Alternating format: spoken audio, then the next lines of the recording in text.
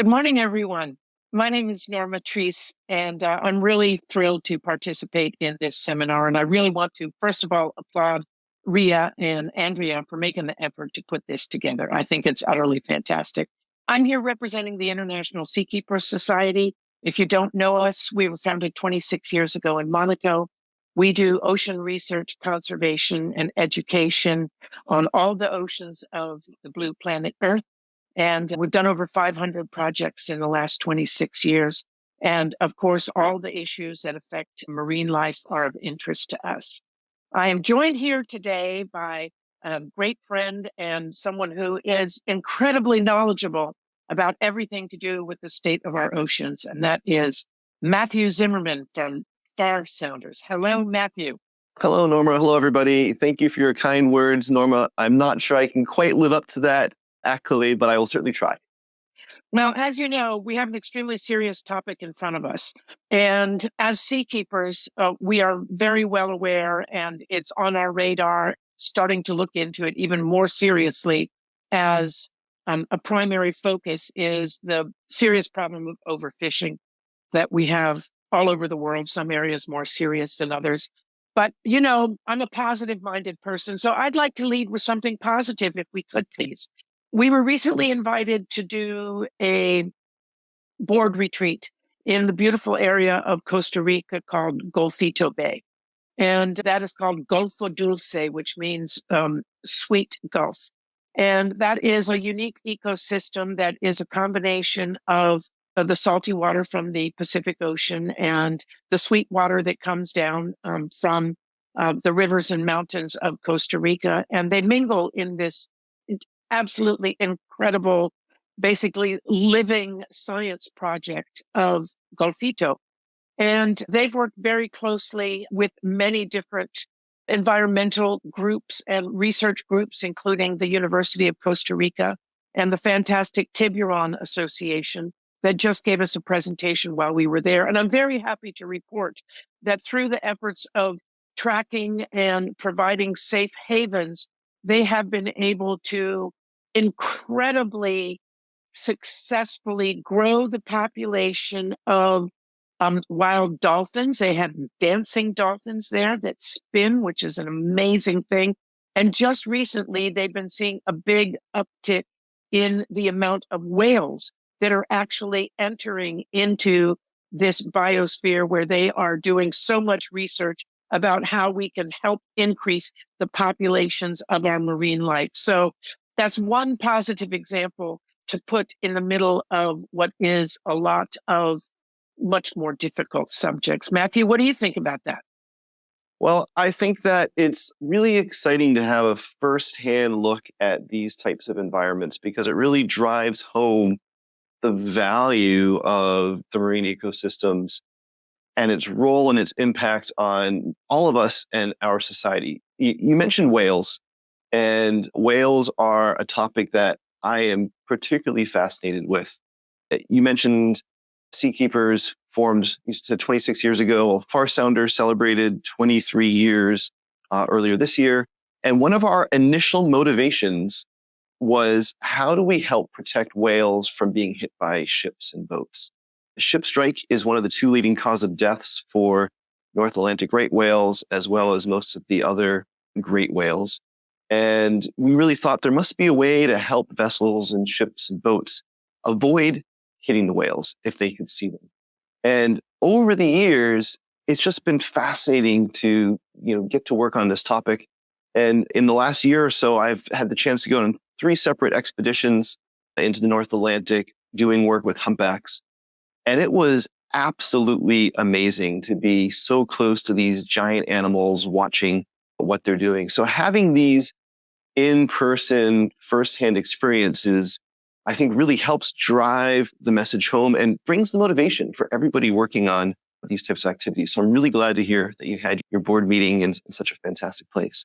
Well, and to be able to hear those kinds of stories, because let's face it, we are here because we work in the yachting industry, which is an industry that thrives on positivity. But when we're talking about really serious subjects like preservation of marine life, we cannot pretend that everything is, all, bonbons and perfume. Yeah. And there's a lot of serious things. But, Matthew, I neglected to introduce you properly or ask you to introduce yourself. Can you tell us a little bit about what Farsounder does and how that gives you the opportunity to so closely observe marine life? Sure. Well, as you said, my name is Matthew Zimmerman. I am the CEO of Farsounder and one of its founders. And as I mentioned before, this year we celebrated 23 years since founding the company. And what we do is we make a 3D forward-looking sonar for navigation. So we can tell vessel operators what's in front of their boat or ship out to navigationally significant ranges. You can liken it to an underwater radar. So you have your cameras and your radars above the water. Forward-looking sonar is below the water. It's a real-time sensor, but we also build a map of everywhere you go so that when you return to an area, you can see what you saw last time as help you plan your approach. And our newest functionality that we've released to our customers is to anonymously share that map across the fleet, get access to the aggregate map of all of the other contributors, and even contribute anonymously onto Seabed 2030, which is a global effort to help map the world's oceans. Today, we're talking about yachting. Our customers cover a wide range of different market sectors. And Norma, I first crossed paths with you. I don't remember when. It was probably a Monaco yacht show or some other event. And as I'm sure you know, we are partners with Seakeepers, and we just launched last month a new web dashboard for monitoring crowdsourced bathymetry contributions, because Farsounder customers are contributing, Seakeeper participants are contributing, and some of your colleagues at Seakeeper said you wanted to have an easy way for your contributors to see what they're doing. And we said, well, we have a lot of that tooling in-house. Let's put it together and build this dashboard. It's one way to help people contribute to these global efforts while doing the things that they're already normally doing. So it makes it easy to small impact, but to still make an impact without even changing your everyday activities. Well, what I find interesting about that, Matthew, is that in the maritime world across, its great diversity, one of the things that unites all of it, and I think are the tools that we're able to use. And when I speak to someone like yourself who is able to take your advanced knowledge of technology and apply that in a practical application that helps ship owners, yacht owners, captains, all the people in the great circle be able to understand where they are in that ecosystem of our oceans. I find that tremendously exciting. Maybe our participants don't know that much about Seabed 2030. And since you mentioned it, maybe we can talk a little bit about it. As Seakeepers, we are very active members in the Seabed 2030, JEBCO Seabed 2030 project, which is, as Matthew said, a global project to track our ocean bottoms through gathering delivery of bathymetric data. And Seakeepers happens to be able to boast the largest fleet of vessels afloat that deploy the Seabed 2030 data loggers. There's a couple of different generations of those. And the Seabed 2030 project is something that illustrates the fact that global activities working together can be powerful. And I think we need to apply this back to what our topic is, which is marine life. But Seabed 2030's fascinating history is just worth thinking about a little bit. It was founded in 1913 by Prince Rainier I. He was known as the navigator prince because he traveled the oceans, and he himself was one of the very first environmentalists and people that paid attention to ocean science and sea conditions in the case of the Mediterranean Sea, where his principality was based. Fast forward 100 years later, it was decided by JEBCO to push it forward and see if they could take the relatively small amount of the percentage of ocean bottoms that had been tracked and see if we could increase it. At the time, at about we had only tracked about 7% of the ocean bottoms. Now, with the help of people like Matthew and Farsounder and all of his population, Seakeepers, all kinds of fleets of commercial vessels around the world, cruise ships, people that are port-based. I mean, it's just unbelievable, the diversity and geographical reach of the vessels participating in Seabed 2030. Understand, this is completely volunteer from everyone. Crowdsourcing bathymetric data. It's another thing that's incredibly exciting. And now that I can report that we're up to about 27% of the ocean's bottoms tracked in less than 10 years by a concerted international group, gives me hope that when we pay attention to things like this, that we can really move the needle. What do you think, Matthew? Well, I really love this initiative. So you mentioned a couple of different words, JEBCO, Seabed 2030. JEBCO was created by the Prince of Monaco as that comprehensive map of the world's oceans. To give some perspective, and this is a statistic that I blatantly took from the Seabed 2030 website, back in 2017, we had mapped 99% of the surface of Mars at 6-meter resolution.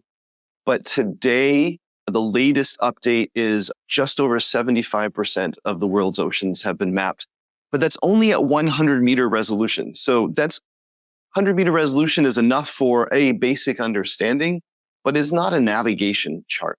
And certainly there are places where there are higher resolution maps, but these tend to be typically in the main shipping and transit lanes, which is only comprising a small part of our oceans. There's a lot beyond that are really not well known and not understood.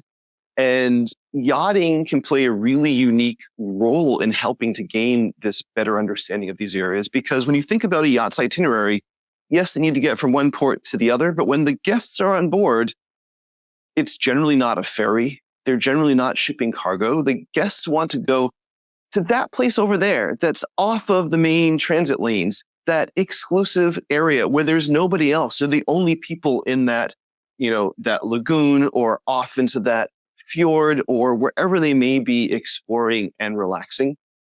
These are not places where traditional hydrographic surveys typically go. And so our knowledge of these areas is small. So crowdsourcing, which is getting measurements from anyone in the public to record a time, a location, and a depth measurement, is really valuable because there are lots of vessels in the yachting community going to these exclusive locations. And when we put that all together, the yachting, the cruise ships, the official hydrographic surveys, the commercial surveys, we've only gotten to about 76% of the world's oceans mapped.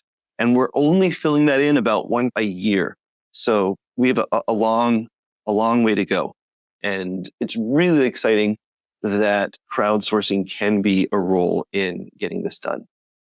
I totally agree with you. And of course, we're all very concerned about the many different influences on the health of our oceans. We cannot help but recognize the rising ocean temperatures that we see everywhere. I think that there are areas certainly where overfishing continues to be an incredibly serious and dangerous activity.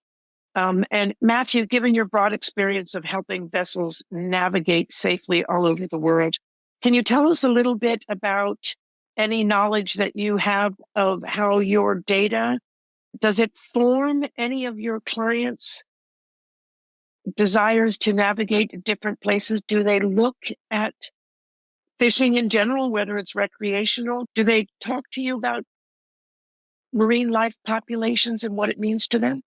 Some of them do, very much so, in a lot of different aspects. You talked a little bit about fish populations globally, and we are extracting a lot from our oceans. And people that are involved in the industry know this, but people that are a little more removed may be surprised that when you have a commercial fishing vessel looking for a specific fish, there's some sort of quota, which is how much they're allowed to take of that target fish. But they collect a ton of other fish that they weren't targeting. And this is called bycatch. And in a few cases, some of that bycatch is collected and used commercially, but enormous amounts of this bycatch are just caught, killed, and dumped overboard. And some efforts that we've been working on with some research organizations is using sonar technology, not just to say, here's a fish, but here's this type of fish or that type of fish, with the goal of being able to better target the species of interest and reducing bycatch. There's a lot of questions about what the quotas should or shouldn't be. I think it should be based in science. There's a lot of politics involved in the policy and setting what these quotas are. But sidestepping the question of what should the quotas be or shouldn't be, if we can reduce the bycatch, that has a positive economic impact for the fishing organization because they spent less time collecting fish they don't want, and they can focus on the fish they do want. It saves fuel for them because they can do this quicker.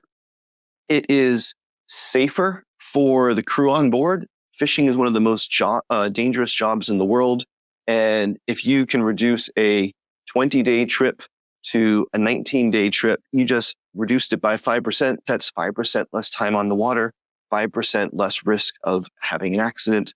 And clearly, if you are collecting less bycatch, taking less from the ocean, that has a positive environmental impact.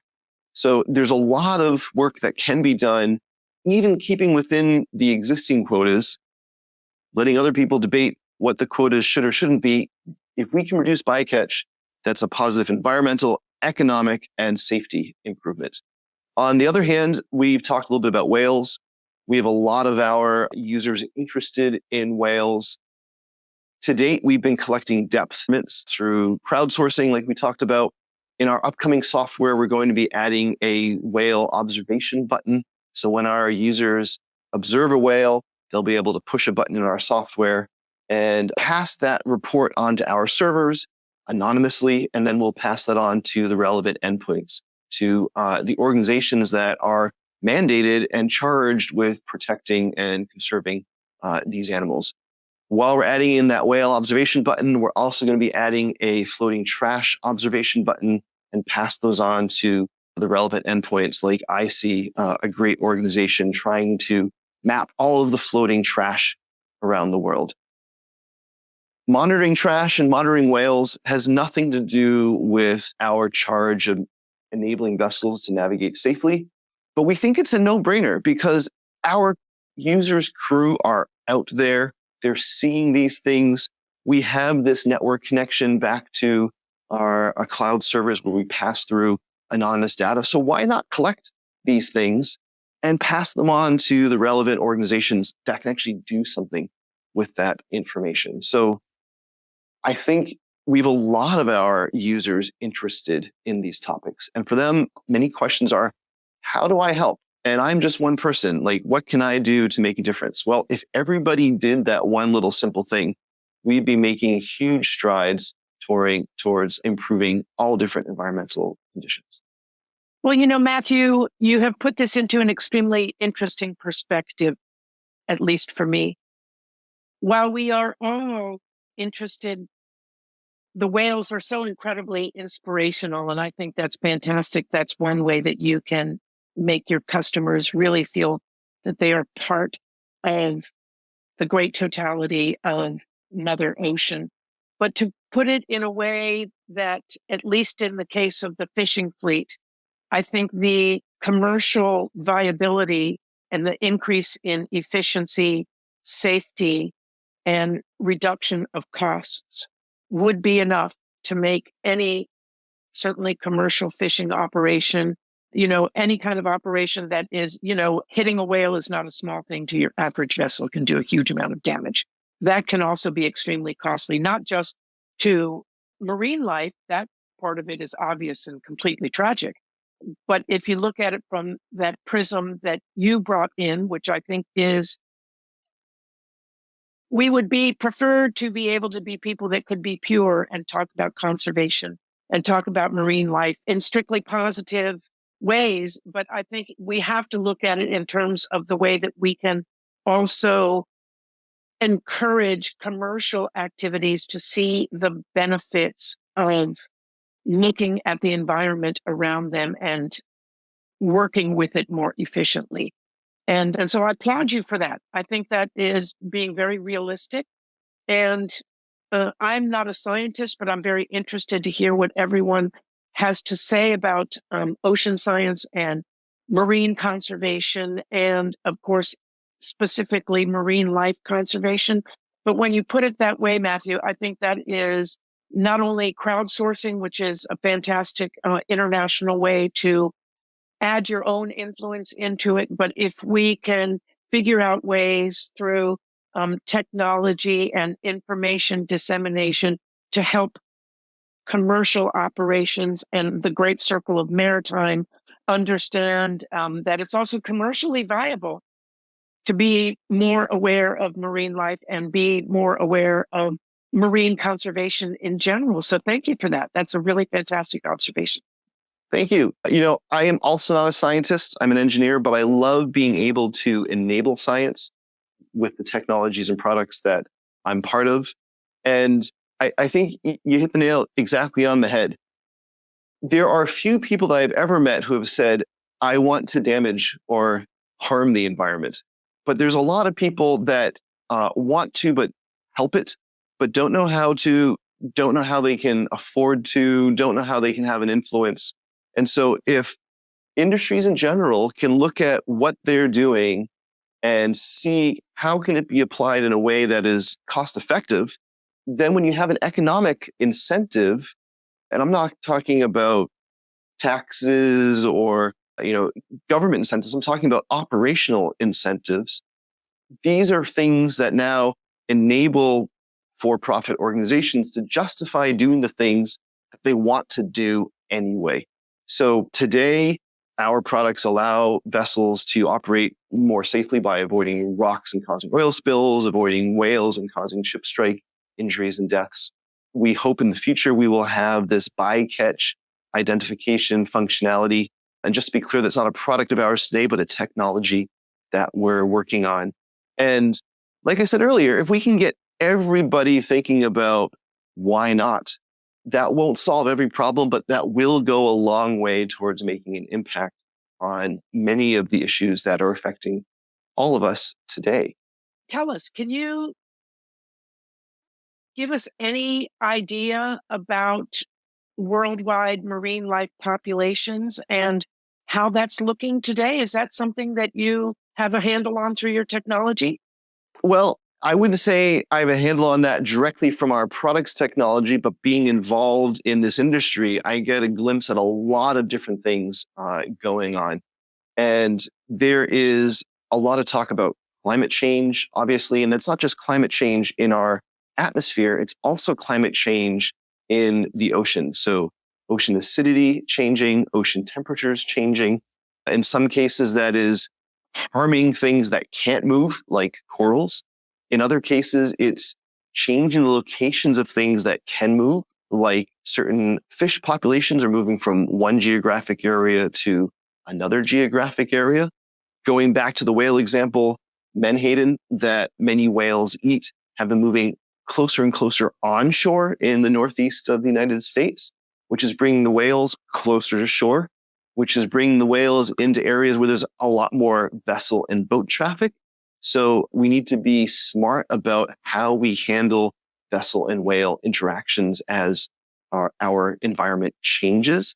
There's been a lot of great work from a whole number of organizations, both in academia and in industry, looking at modeling how the environment in not just atmosphere, but in the oceans are changing. And that can be how are the currents moving, which is important for energy distribution and driving atmospheric weather. But how are the currents moving nutrients, which is what the small fish eat, which the larger fish eat, and then the top level predators eat. So that's driving those larger fish school populations as well. It's a really complicated, multifaceted, multivariable environment and system that we're working at. So there's no one technology, no one product, no one data point that describes it all, but we really have to look at the whole thing holistically on a global scale. Well, obviously. And,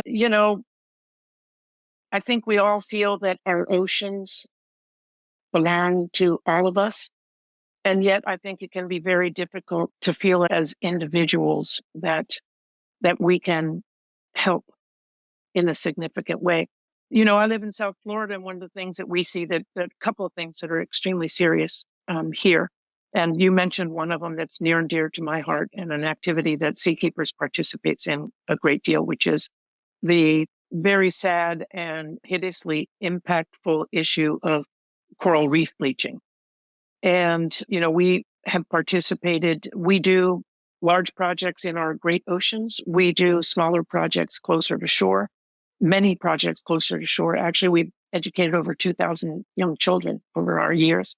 And one of the things that we do is collect corals that are still healthy and try to acclimate them to warmer temperatures and differing environments, Matthew. So I'm really glad you mentioned that, in an effort to make sure that we are able to keep those populations. As we know, many different kinds of marine populations have been decimated in recent decades, but corals don't move as fast as fish. Yeah. So those we can help. And of course, the other thing that is, you mentioned that grasses in the Mediterranean. Posidonia grass has been the number one issue in pushing the inability of vessels, for instance, to be able to drop their anchors wherever they want to. If there's grasses there that feed the fish populations, they're not allowed to. For us here in Florida, it's a different type of marine conservation. Mangrove growth is a huge issue, as it is basically worldwide. We heard a lot of talk about that in Costa Rica as well. And those are all different types of, conservation efforts that we can participate in. Again, I'm not quite sure that this is a topic that you or I are specialized in, Matthew. I think you've got more technical knowledge than I do. So, what's of interest to me is what we can do as associations, as groups, as interested people that have an interest and a desire to positively affect the marine environment. I think that people that work and operate and play in the maritime environment have that responsibility, and also, as we've been discussing here, an increasing amount of capability. Do you think that's true? Yeah. And I think there's two big roles that we really are obligated to, two big things that we're really obligated to work on as members of this community. One is bringing education of these issues and topics to the terrestrial populations here on Earth. So, we are so close to the water in the yachting industry, but there are so many people that I've met that have never been to the ocean, never seen the ocean. And it's hard for them to understand these issues when they have this lack of connection to that part of the environment. So I think everybody in the marine community can easily be an ambassador to help talk about and educate those that are unaware of marine topics. And the second big thing that needs to get done is more information and monitoring and study of the marine environment. It is a very harsh place to access. Very few people have been there. As I mentioned before, and you mentioned before, so little of our world's oceans have been mapped. 26% of the world's oceans have been mapped, approximately. I think I said 76 earlier. I meant 26. Sorry about that. and it's because it's so hard to get to these places. If you think about mapping the forest that is outside the city or the mountains, you can have an airplane fly over it. You have hikers. You can put trackers on animals. There's so many ways to monitor and map that. Very different when you're trying to do that underwater. So there's a real lack of information on which we can make good decisions, quantitative scientific decisions on how to moderate and mitigate the impacts that we have. So if there's a way to collect these measurements and observations, whether that's through formal scientific endeavors, which Seakeepers does a great job of helping to connect the scientists with vessel times, whether that is through crowdsourcing observations, depth, whales, whatever else it might be, whether it's through private expeditions. We see some fantastic work by Ocean Explorer and Rev Ocean really doing some amazing work, out on their own. That's great impact. Government projects helping to bring that science. The world's governments spend so much time and effort on terrestrial science and measurements and observations and analysis, and a fraction of that budget is spent on the oceans. Yet our oceans cover a larger portion of the world than land does. So we need to start bringing some more focus over there. And I think it's the obligation of everybody in the marine community to highlight these two topics. And it's easy. Just talk about that with your friends and colleagues, and it helps promote this discussion. I can't tell you what the answers are, but I can tell you that if we get more people involved in the discussion, we'll find a lot more of those answers. Well, obviously, Matthew, you and I are singing from the same hymnal. I totally agree with you. I think there is a huge amount of power in working together. I do feel that the maritime community in general and my little area of it, the yacht world, does have an opportunity to be impactful, if it's nothing else, as you said, of getting the information out there. I find, and I hope that everybody that's listening here agrees, that as you said at the very beginning, nobody says, I want to turn out to be a polluter and I want to do damage to the marine life or Mother Ocean. No one would ever say that. That doesn't mean it doesn't happen. But if we can have these kinds of positive conversations, if we can educate people about the ways in which we can contribute to our own environment through actually getting out there and performing missions.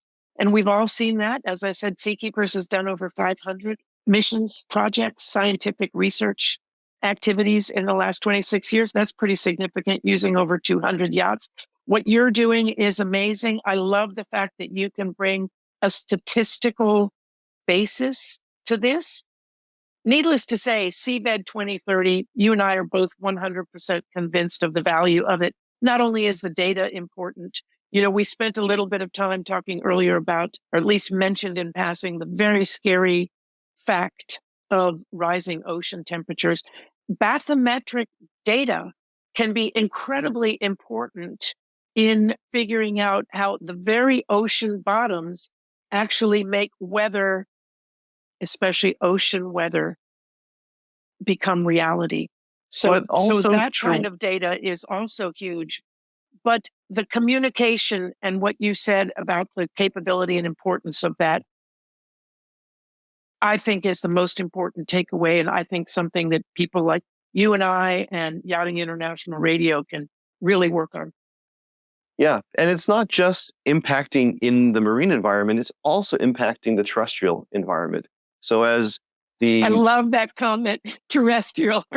Aren't we all in the same terrestrial? Well, there's a lot more people on the coast than there are on the water. So, these people need to get motivated as well. And so when temperatures rise, that changes where the energy moves in the ocean. As water levels rise, that change how the waters flow. And now we have storms, weather events, and the bathymetry of the sea floor is really important in understanding if there is a weather event in this location, how does the storm surge affect this coastal area? When we have a tsunami, or we have a cyclone, or we have a hurricane in different areas, where is the water going to go? How is that going to impact the populations and infrastructure on shore? And not just the dock where these boats and ships dock up to, but everything else in this coastal environment. So it's not two separate problems. It's one giant problem all mixed together that we all need to be conscious of. I totally agree with you. And living in Florida, I'm all too aware of that. And just like a lot of other people, I'm kind of addicted to weather. And so when we, in our small way, when we see tropical storms developing in the lower Caribbean and we watch it going up, we're extremely thankful when it passes us, but we're all too well aware of what it does many thousands of miles away. Having lived in the Med for many years, I can tell you that we feel, the impact of Western Atlantic storms there. And of course, the growth of huge storms in the Med, which we were very sad to see the results of just recently with the sinking of a 57-meter Perini Navi. So anything that can increase our knowledge of weather, which increases our knowledge of the ability to track and maybe impact the health of marine life, which is our subject, is something that's really important. Ria or Andrea, as you are the ladies that have organized this and chosen the subjects, do you have any comments on the topics that Matthew and I have been discussing here? Hi, everyone. So I added a comment from Patty Elkas there on screen for you guys. The International Seakeepers Society belongs to the Pink Flamingo Society, a private global ocean research group founded by Wendy Schmidt. It includes Rev Ocean, Ocean X, MB, Mbari. to name a few. So just a comment from one other people watching. Oh my goodness. Well, you need an introduction to that, because that comment is by none other than the absolutely fantastic Patty Elkas. She is the vice chair of Seakeepers Society. So I serve on the board of directors with her. And that lady is absolutely incredible. She is a true leader in ocean science. As a volunteer, she has been on the board of directors of an incredible array of scientific research and academic organizations. And in fact, after the Monaco Yacht Show, Patty and our director of programming, Tony Gilbert, are going to be going to New York and representing seakeepers at the Pink Flamingo Society. I wish Patty was online that could give you a little bit of further depth of information. Pink Flamingo Society is one of the highest level global associations of eco-science and marine science warriors, of which Patty is a fantastic representative. I can tell you, if you're interested, since we can't hear Patty, I think the name of how Pink Flamingo Society got its name is very interesting. Would you like to hear that story? I certainly would. The utterly fantastic woman, her deepness, Dr. Sylvia Earle, one of the few people who has been to the deepest trenches of our oceans. And I wish Patty was here, but I don't know if she was at the bottom of the Mariana Trench, but somewhere down at the very bottom of our ocean, was devastated to find a plastic pink flamingo there. And so therefore, when this Global Science Association, unbelievably powerful, the groups it represents, including the Principality of Monaco and many others that Andrea listed. The name might sound frivolous, but what they do is incredibly serious. And the reason for that name is also, in a reverse way, very serious. But Pink Flamingo Society, if they're not on your radar, take a look at them. What they do is great. And we're so thankful to have Patty to represent us there, and also Tony, to kind of push the capabilities of seakeepers. And we believe strongly in global partnerships, and we like to see ourselves kind of at the center of helping these partnerships be healthy and powerful. So Patty, thank you so much for that comment. Did you know about Pink Flamingos, Matthew? I know of the organization, but I have not had the fortune to be involved with them, although some of our customers are members of that organization. Well, Matthew, we just mentioned the Monaco Yacht Show. Of course, so we'll be seeing you there. Seakeepers will be there in force. And while we're here with the public, I'd like to also invite you to once again join us this year at our scientific roundtable, which is going to be on Friday, September the 20th, lunch, and then a talk about ocean science and where we've come since we initiated the very first one of those activities last year. And I very much look forward to sharing with you and with the rest of our maritime communities, our yachting communities, the great activities and powerful capabilities that we have together. Andrea, what do you think about all of this? Oh, wow. Not to be put on the spot like that, you definitely are the expert, but I am learning so much from you both. I am so excited. I also will be attending Monaco, so excited to dive deeper into these issues. I love that these boat shows are now sharing their stage with conferences, so it's easy for me to actually pop in and get some knowledge of what these organizations are working so hard to push forward and change everything for the better. I was popping in for one last read of a comment from Chloe. She's been very active, leaving us comment, and she just wanted to give a shout out to Matthew that she's been agreeing. I agree with Kay, and a great product, Matthew. So just a little shout out there, some love that we've been seeing on the chat. Thank you, Chloe. I certainly appreciate that. You know, being an engineer at heart, what I'm trying to do is lead my team to make things that are interesting to us that can have an impact and be valuable to our customers. Because we all have to pay our bills at the end of the day, but we want to do something that's interesting from the engineering point of view. And so we've really looked at what problems are out there that we can solve and how can we apply technology to them. And that makes my job really interesting because I get to talk to a lot of interesting people, go to a lot of interesting places, learn a little bit about a lot of different things. And I love getting to talk about those experiences here in forums like this one. So thank you for the compliment, Chloe. I appreciate it. Well, we're getting comments from a lot of different areas, Andrea. I just received one on LinkedIn from Charles Barber. He's with an organization that's called Switzerland for the Oceans. I must admit, I'm not familiar with it, but that illustrates what Matthew was talking about, which is the link between the ocean-going population and what you call the terrestrial population. So I want to learn more about, let's see, boy, it's a big old post we've got here. I have to read this whole thing. But Switzerland of the Oceans, Andrea, I think you need to take a look at that. Charles, thank you so much for chiming in. And I think next time we do one of these, I think we need to make sure that we've got Charles, who is obviously interested and listening. We need to get his feedback on this because certainly looking just from the initial post that he made there, this is somebody that is just like us, Matthew, passionate about ocean conservation and the protection of marine life, even from the beautiful mountains of Switzerland. So thank you again, Charles. I'd be taking a deeper dive into Switzerland for the ocean. So thank you very much. Any more comments, Andrea? Just another shout out from Chloe saying, "Hi, Andrea. My client Yacht Intelligence have used the projects over the years." Andrea, my client Yacht Intelligence. I'm assuming she meant use the products over the years, referring to Matthew's company. So that is. Well, I have to say, I've always been, as you probably gathered from this conversation, and the reason why Matthew is invited here, let's face it, is because he is extremely knowledgeable about what he does.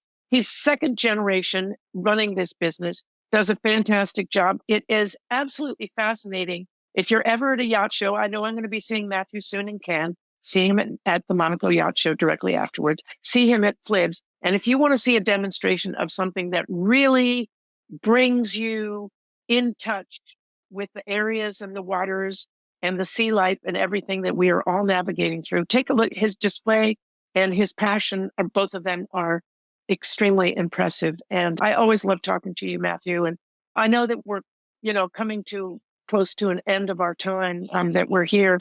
But again, I'd also like to give a big shout out to Rhea in Palma de Mallorca, or Mallorca anyway.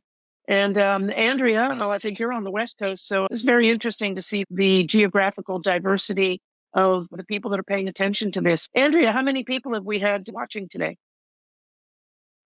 I can answer that. Actually, I'm watching all of the platforms, which is why I'm kind of not part of it. There's so many platforms there's 4 different platforms that we're streaming on, and we have had over 150 tuning in at this stage. And as the day goes on, I'm sure that we'll have more. I just wanted to bring back about Switzerland for the Oceans. They did send me a message earlier. They are having their inaugural online meeting concerning important marine mammal areas on Tuesday, the 10th of September at 5 p.m. Central European time.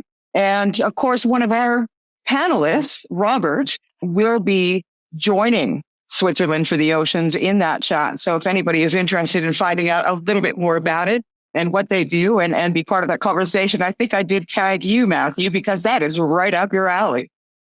Yes, thank you. Thanks, I appreciate that, Rhea. And Norma, thank you for your kind words about the work my team and I have been doing at Farsounder. Well, I'm a fan. I call them as I see them, Matthew, as you know very well. But truly, so many of the messages that you have said, apart from the technology, I always love a good engineer. When I've worked on yachts, engineers were always my favorites. And what you do is truly a fantastic tool. But if we don't work together, if we don't communicate, if we don't join as associations, as business, as groups of associations, as scientific entities, as academic entities, And as the lovely ladies here have demonstrated, an international action can happen. I'm very impressed with the numbers. And, as we're closing here, I'd like to again thank Matthew from Farsounder for participating. Sorry we couldn't have Craig Norris join us today, but hopefully for the next time. And I'd like to thank everybody that has participated in this. I'm very impressed to see the numbers. Again, I love to see the geographical diversity of the listeners. And most of all, the fantastic Aria at International Yachting Radio and the lovely Andrea Taliaferro, who is really making waves with online education. And I predict that she's going to be doing even greater things very soon. So thank you so much for inviting me to participate. And I look forward to joining more and more of your sessions in the next 2 days.